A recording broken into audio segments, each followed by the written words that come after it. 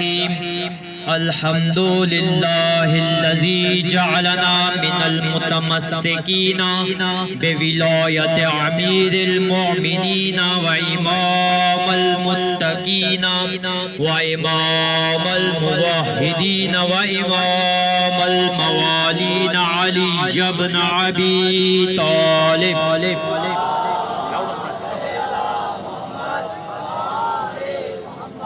الصلاة والسلام على أفضل الموجودات الرسول المسدد المصطفى الأمجد العبد المؤيد المحمود الأحمد أعني أبا القاسم محمد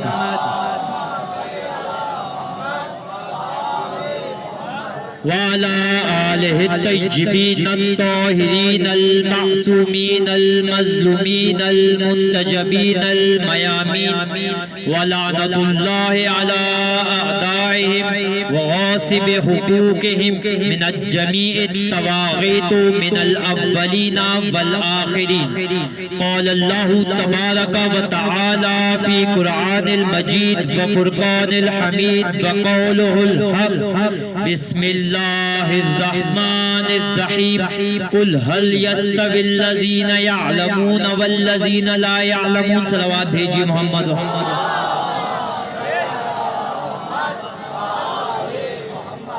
حمد و ثنا اس بابرکت رب ذوالجلال کی کہ جس کے قبضہ قدرت میں ہماری جانیں ہیں. عزیزان محترم، مجلس کے آغاز سے پہلے کچھ جملے تبرکاً آپ سب کی خدمت میں عرض کرنا چاہوں گا اور گزارش کروں گا کہ نوجوانوں سے لے کر بزرگوں تک میری ان باتوں کو سمجھیے. بے شک ان باتوں کا جواب میں واہ واہ مت کہیے، سبحان اللہ مت کہیے، لیکن یہ باتیں اتنی زیادہ ضروری ہیں کہ اگر ان کا خیال نہ رکھا گیا تو ہماری آزاداری کو بھی خطرہ ہے. توجہ ہے تمام حضرات کی. کل آپ کے سامنے قبلہ سید حیدر علی جیلانی صاحب نے تقلید کے بارے میں کچھ گفتگو کی تھی. اسی کا تمہید کے طور پر عرض کر رہا ہوں. میرے پاس واپس کچھ سوالات آئے تھے تقلید کو لے کر، تو اسی کو میں ملاحظہ خاطر رکھتے ہوئے کچھ باتیں کرنا چاہ رہا ہوں کہ جب بھی انسان یا کوئی بچہ بالغ ہوتا ہے تو سب سے پہلے اس پر جو چیز واجب ہوتی ہے وہ کیا ہے؟ تقلید ہے. صحیح ہے؟ سب سے پہلے جو چیز واجب ہوتی ہے. اب بلوغت کسے کہتے ہیں؟ کیونکہ یہ دستگاہ ہے. نوجوان بچوں سے مخاطب ہوں. بلوغت کی 3 نشانیاں ہیں. سب سے اول کہ بچے کا 15 سال کا پورا ہو جانا، دوسرا زیر ناف بالوں کا آ جانا، اور تیسرا کچھ خاص قسم کی رطوبات کا زائل ہو جانا. تو جو ہے جب یہ 3 نشانیاں پوری ہو جاتی ہیں تو ہر انسان بالغ ہو جاتا ہے. اس پر کلمے سے پہلے، نماز سے پہلے، روزے سے پہلے، حج سے پہلے سب سے پہلے جو چیز واجب ہوتی ہے وہ تقلید ہے. توجہ ہے تمام حضرات کی. پورے مجمع کی توجہ چاہیے. سب سے زیادہ اہم تقلید ہے. اگر کوئی شخص بنا تقلید کے کوئی بھی عمل کر رہا ہے تو وہ کم عمل اس پر کرنا حرام ہے. بھئی خدا قرآن میں ارشاد فرماتا ہے کہ اے میرے بندو تم لوگوں پر واجب ہے کہ اسلام کے دین کو سمجھو. ہر شخص پر واجب ہے. مثال کے طور پر تقلید میں ہمیں مجتہدین فرماتے ہیں. میں پہلے بتا دوں مجتہدین کیا ہیں.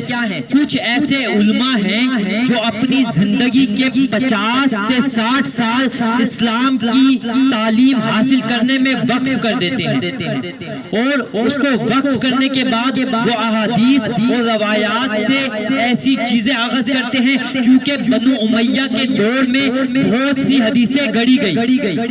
لہٰذا اور ہماری شیعت کی بہت ساری تاریخ کو آپ سب کو معلوم ہوگا کہ دریائے سندھ میں ڈالا گیا، اور تاریخ کی کتابوں میں ملتا ہے کہ اتنی کتابیں شیعت کی دریائے سندھ میں بہائی گئی کہ دریا کا رنگ سیاہ ہو گیا. جب ہماری اتنی تاریخ ضائع ہو چکی ہے اور اس کے بعد بہت ساری حدیثیں خود سے بنائی بھی گئی ہیں تو ہمارے پہ واجب ہے کہ کچھ ایسے علماء کلام کی تقلید کرے یعنی پیروی کرے کہ جو اپنے 50 سے 60 سال اسلام کی تبلیغ میں اسلام کی تعلیم حاصل کرنے میں لگا دیتے ہیں۔ وہ لوگ ان روایات سے ان حدیث سے جو روایات راویوں کو دیکھتے ہوئے مستند اور غیر مستند کو دیکھتے ہوئے ان کا مطالعہ کرتے ہیں وہ سب سے بہترین اور واضح حدیث کو لے کر آپ کو ایک فتویٰ پیش کرتے ہیں، یعنی آپ کو ایک حکم دیتے ہیں۔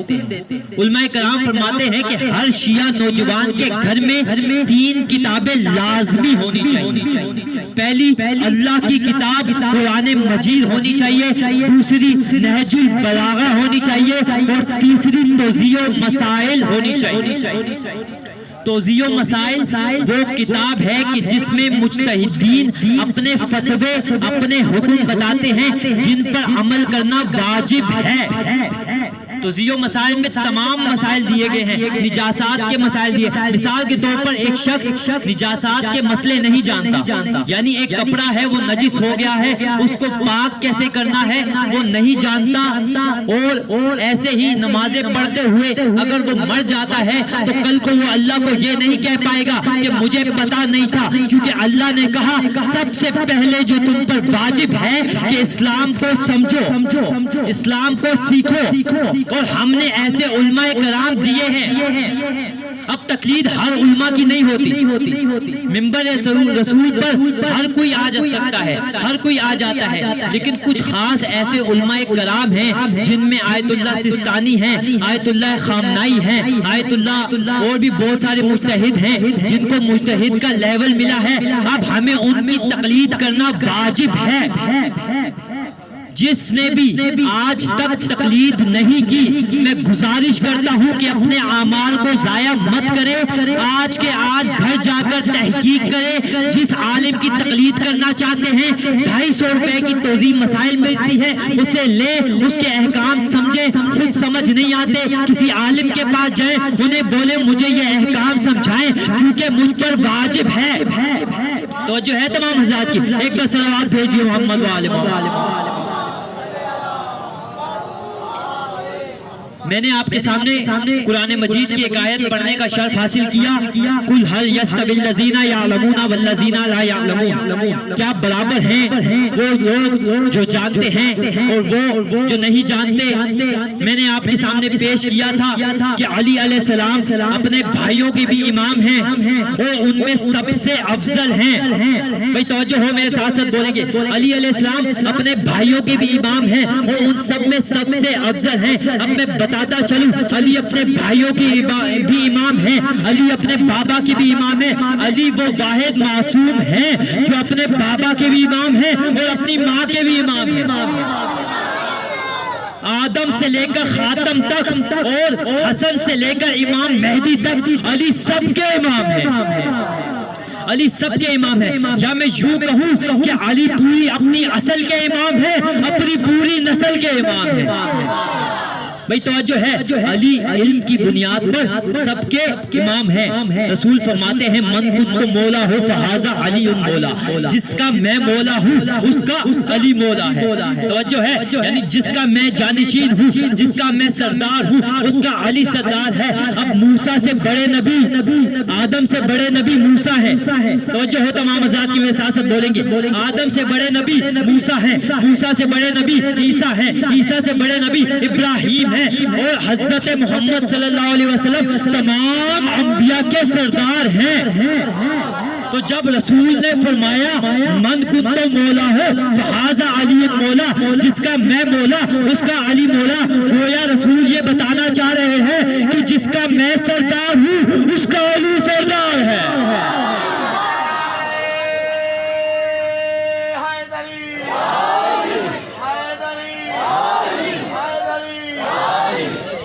جس کا میں سردار ہوں اس کا علی سردار ہے، یعنی آدم سے لے کر خاتم تک اور حسن سے لے کر مہدی تک سب کا امام علی ہے۔ وہ یہ شرف صرف امام علی کو حاصل ہے اور کسی کو حاصل نہیں. جیسے امام حسن امام حسین کے تو امام ہیں, وہ امام حسین سے لے کر امام مہدی تک سب کے تو امام ہیں, لیکن علی کے امام نہیں. علی اپنے بابا ابو طالب کے بھی امام ہیں, اپنی ماں فاطمہ کے بھی امام ہیں. بھائی ایک مرتبہ جب آدم کو جنت سے نکالا گیا نا تو ایک مرتبہ بولا گیا اخرج زمین پر جاؤ, تو ایک مرتبہ آدم جانے لگے, اللہ کی آواز آئی, غیب سے آواز آئی, آدم ٹھہر جا, یہ جو تو نے لباس پہنا ہے یہ جنت کا لباس ہے, اسے بھی اتار کے جا.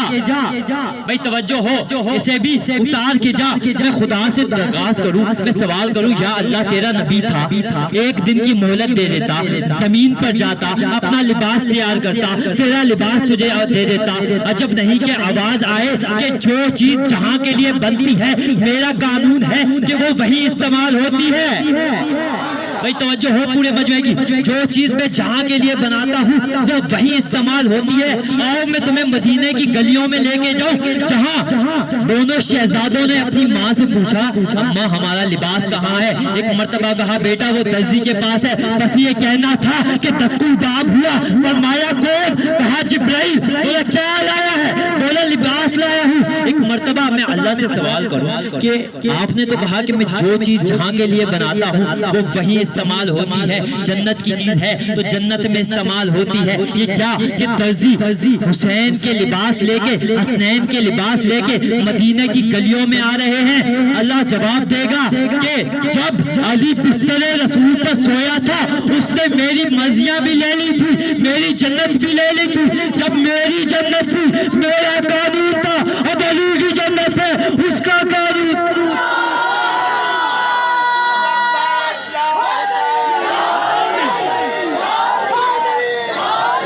توجہ ہے, اب علی کی جنت ہے, اب اس کا قانون ہے, وہ چاہے یہاں استعمال کرے یا مدینے میں. بھئی روایات کہتی ہیں نا کہ جب پل صراط سے گزارا جائے گا تو علی جہنم کو فرمائے گا یہ تیرا ہے اسے رکھ لے, یہ میرا ہے اسے دے دے. بھئی توجہ ہے, علی تقسیم جنت وہ جہنم ہے. توجہ ہو تمام حضرات کی, ایک بار صلوات بھیجیے محمد علیہ. ایک مرتبہ امام علی سے امام علی نے جب فرمایا نا سلونی سلونی قبل ان تفکزونی, جو پوچھنا ہے پوچھ لو اس سے پہلے کہ مجھے کھو دو. کہ امیر شام نے ایک شخص بھیجا کہ جا علی سے سوال کر اور اس سے سوال کر اور اسے شرمندہ کر. توجہ ہے تمام حضرات. اب علی کا دعویٰ تھا کہ وہ اول وقت میں نماز پڑھتے تھے. بھائی توجہ ہو, اول وقت میں نماز پڑھتے تھے. ایک مرتبہ جب علی گلدستے اذان کے قریب گئے, ایک شخص آیا, فرمایا مولا میرے کچھ سوالات ہیں. اب اس کے ذہن میں یہ تھا کہ میں ایسے لمبے سوالات کروں گا کہ علی جواب دے گا. جب علی جواب دے گا تو یا تو اول وقت کا دعویٰ غلط ہو جائے گا یا علی جواب نہیں دے گا. توجہ ہے, یا علی جواب نہیں دے گا یا اول وقت کا دعویٰ ختم ہو جائے گا. ایک مرتبہ اس نے سوال کیا یا علی ایسے کون سے جانور ہیں جو انڈے دیتے ہیں, جو بچے دیتے ہیں. توجہ ہو, ایسے کون سے جانور ہیں جو انڈے دیتے ہیں اور جو بچے دیتے ہیں. ایک مرتبہ علی نے فرمایا وہ جانور کہ جن کے کان باہر ہیں وہ انڈے دیتے ہیں, اور وہ جانور توجہ ہے جن کے کان باہر ہیں وہ بچے دیتے ہیں, اور وہ جانور جن کے کان اندر ہیں وہ انڈے دیتے ہیں. ایک مرتبہ کہا جا اپنی تحقیق مکمل کر کے آ. ایک مرتبہ پورا سال گیا, تحقیق کی, علی نے بجا فرمایا. ایک مرتبہ علی کے حضور آیا, فرمایا یا علی بے شک آپ نے بجا فرمایا تھا. ایک مرتبہ علی نے فرمایا جو جانور اپنے دانے, توجہ ہو, جو جانور دانوں کی غذا کھاتے ہیں وہ انڈے دیتے ہیں, جو جانور چباتے ہیں وہ بچے دیتے ہیں. جا اپنی تحقیق مکمل کر. ایک مرتبہ واپس علی کے پاس آیا, کہا جو فرمایا بجا فرمایا. ایک بار علی واپس فرمانے لگے تو بولتا ہے یا علی میں آپ کو مان گیا, آپ سلونی کا دعویٰ حق کرتے ہیں. بھئی توجہ ہے. ایک مرتبہ پھر اس نے دوسرا سوال کیا, کہا یا علی اس کائنات میں سب سے سخت چیز کیا ہے؟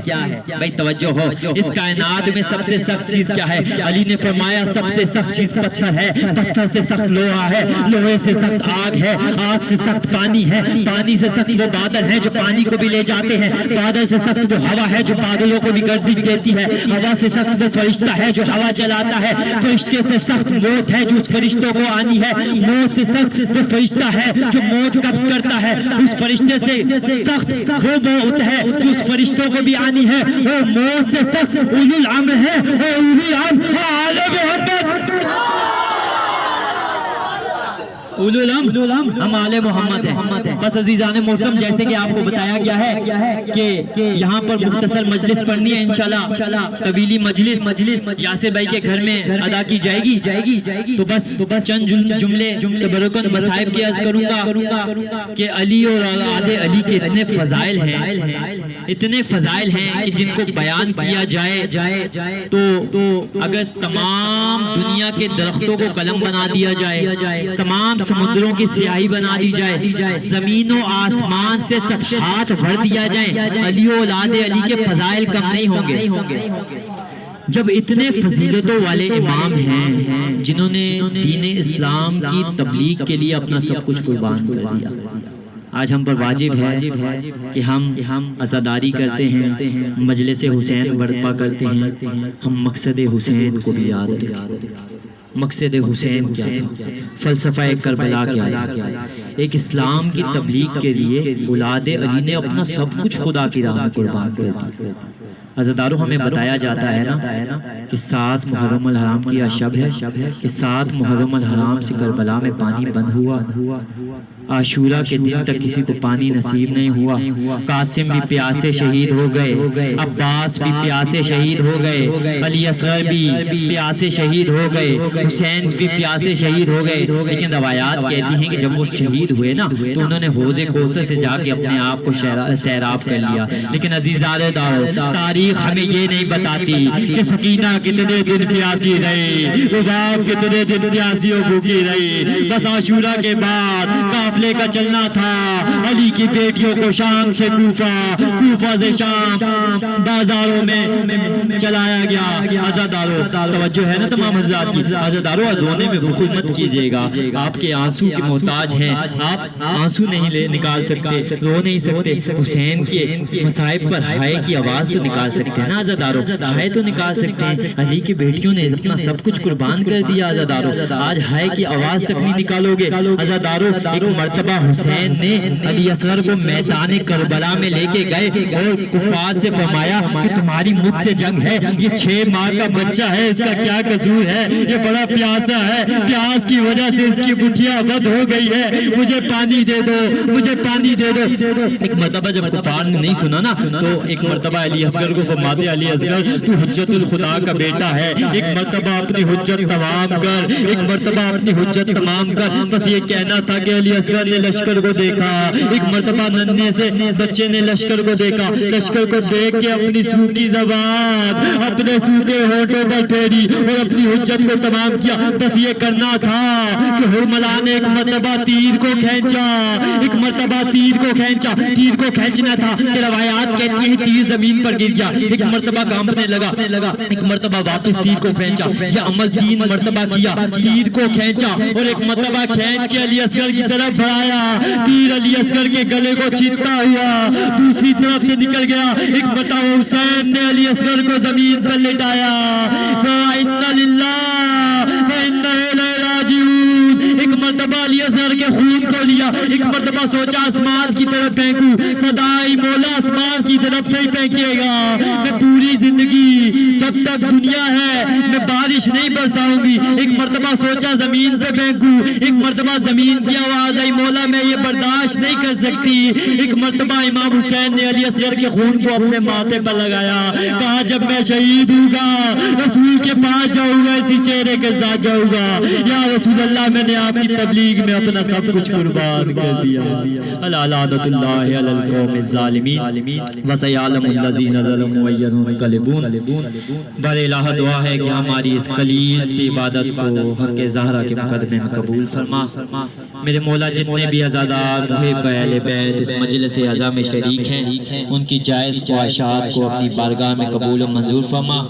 میرے مولا جلد از جلد ہمیں کربلا معلیٰ کی زیارت نصیب فرما.